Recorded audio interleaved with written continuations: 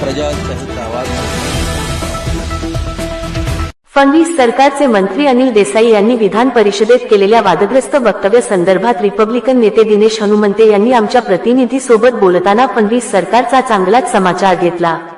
ते म्हणाले की फडणवीस सरकारचे हे मंत्री आहेत की गाणवगून विधिमंडळ अधिवेशनात मंत्री चक्क अरेरावी करून विरोधी आमदारांना धमक्या देत आहेत।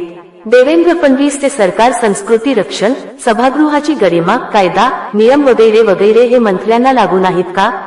नाना पटोले यांचे निलंबन करताना मुख्यमंत्री देवेंद्र फडणवीस यांनी जी तत्परता दाखवली, नियमावर बोट ठेवले।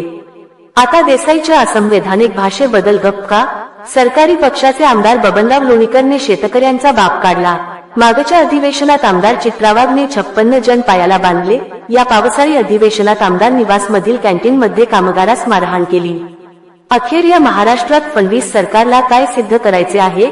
लोकशाही मूल्यांना पायदळी तुडवणाऱ्या आमदार व मंत्र्यांच्या असंवैधानिक भाषा व कृत्याची जबाबदारी मुख्यमंत्री देवेंद्र फडणवीस यांची नाही का?